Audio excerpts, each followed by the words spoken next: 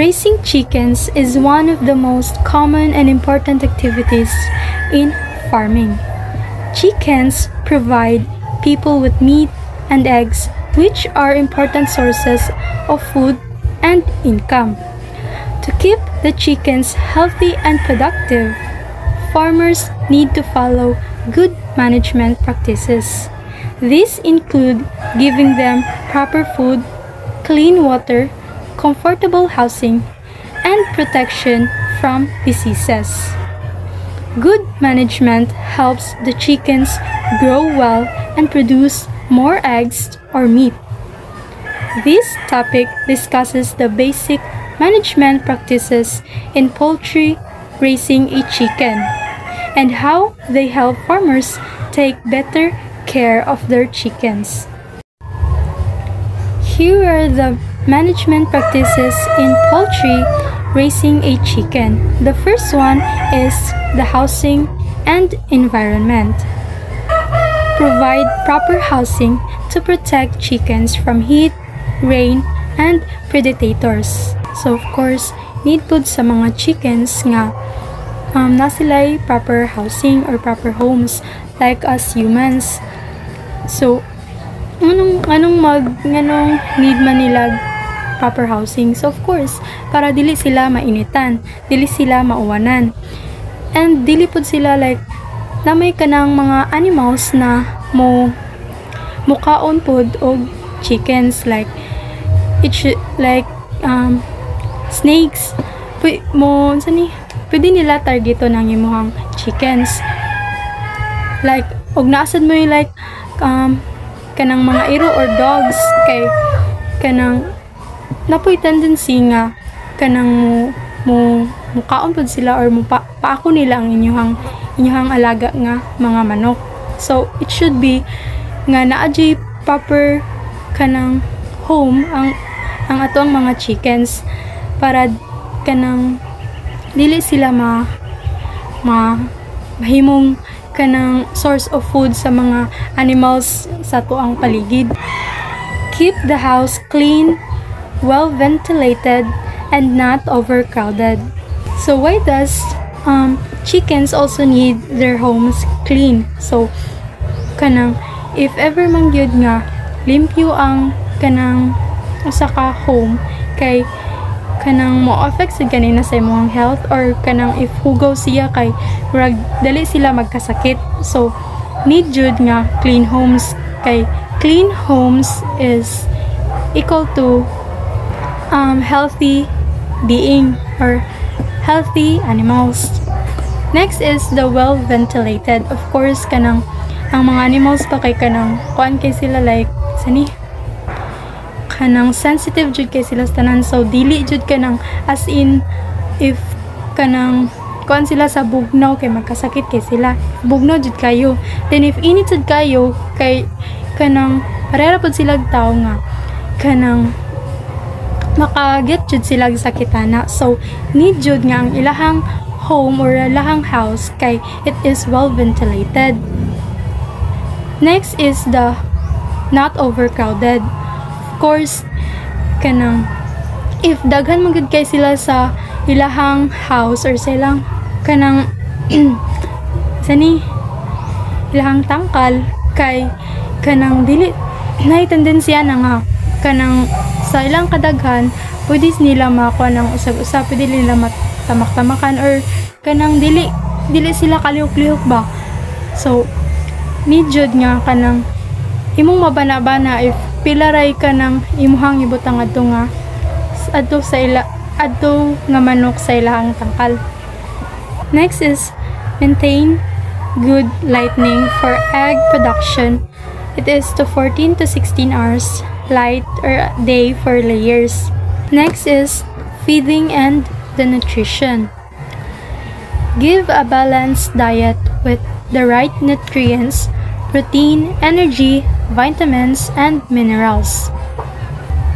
So yeah, chickens is like humans. They also need nutrients. So naay jud tay kanang mga vitamins na ipainom sa ato ang mga chickens para mo healthy jud sila o kanang if kanang imuhang pag take care sa kanang chickens kay para maka-provide sila eggs, so para makahatag sila eggs jud sa imuha kay na jud kay ipa kanang take sa ilaha like vitamins, provide clean drinking water at all times. So need jud nga if kanang maghatag kag tubig sa imuhang mga chickens, it should be clean kay para wala sila sakit nga makuha, para healthy sila. Avoid feeding spoiled or contaminated food. So dapat aware sa jud taon sa tuwang i-feed sa tuwang mga chickens for them to be healthy. Avoid na tuwang kanang contaminated food nga ilahang makaon kay kanang it can cause their health man, so pwede sila kanang magkasakit ana. Next is health and sanitation. Maintain biosecurity, limit visitors, disinfect equipment, clean surroundings. So ang mga chicken sa day sa kay kanang di sa day sila ganahan og kanang daghag visitors or daghag mo na sa ilaha, need jud na to i-limit ang kanang magsigig tuod sa ila or visitors.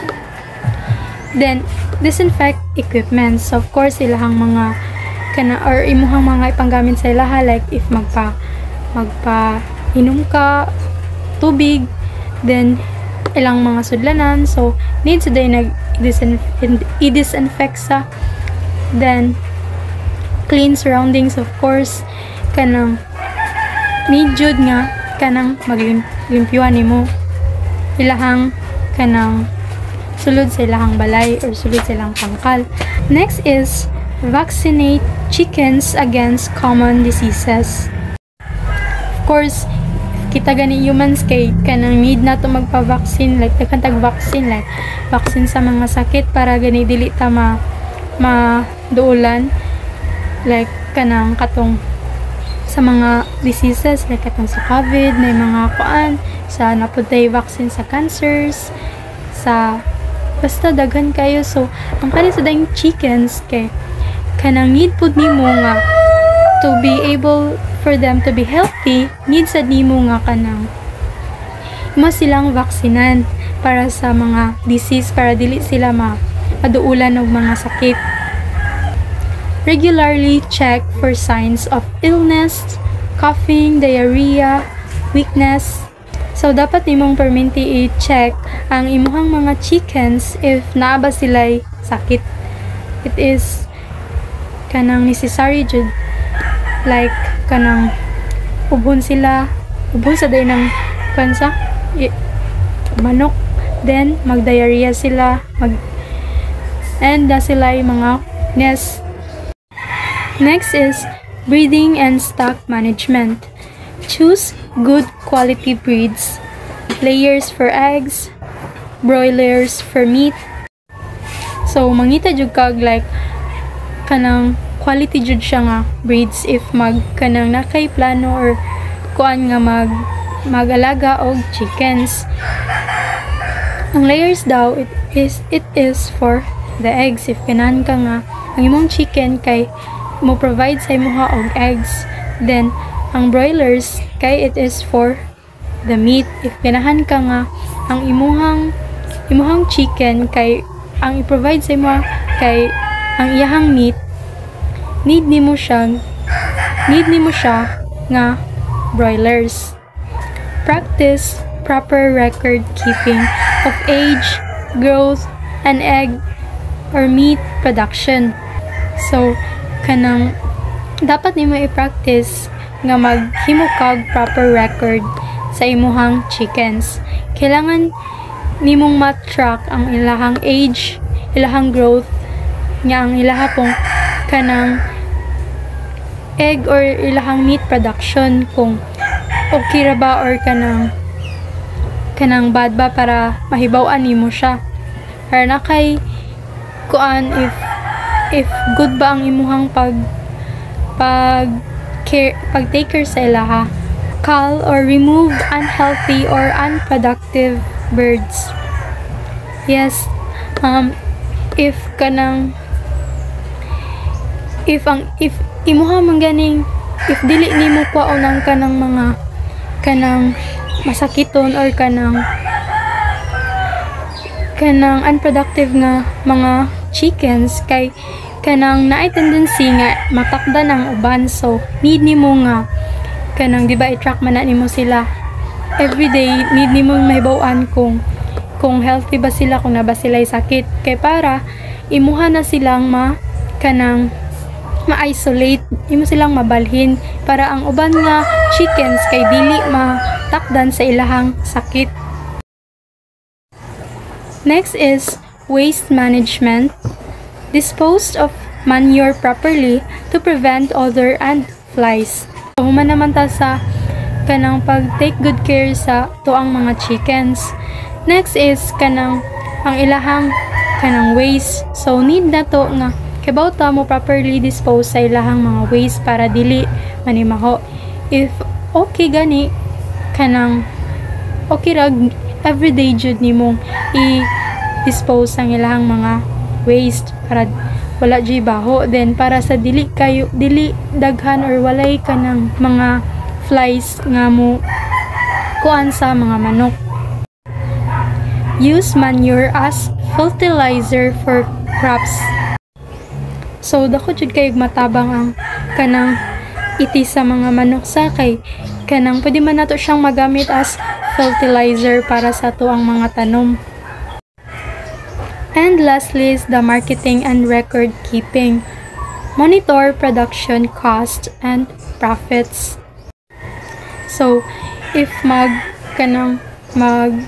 alaga taog kanang chickens, kay we all know naman jud nga it is a business, so we should keep or monitor the production of the chicken. Dapat natay kanang natay record nga natay record sa kanang production cost and profits nga imuhang ma-gain sa kanang kuan sa pag-alaga nimo sa imuhang mga manok.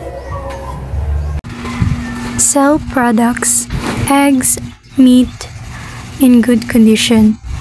So kailangan jud nga ang ibaligyan nimo is katudyo kanang quality and in the good condition of eggs and meat. Keep records of expenses, feed, vaccines, and sales. So need jud nimo i-record sad ang imuhang mga nagasto mo sa ilahang pagkaon, sa ilang vaccines, o sa ilaha pong kanang sales sa imuhang kanang mga chickens. So in conclusion, effective management practices are essential for successful poultry raising. The proper housing, nutrition, healthcare, and biosecurity measures ensure that chickens grow healthy, productive, and disease-free. Good management also involves maintaining a clean environment, providing adequate ventilation, monitoring feed and water intake, and keeping accurate production records. By applying these practices consistently, poultry raisers can maximize growth performance, improve egg or meat yield, and ensure the overall profitability and sustainability of their poultry enterprise.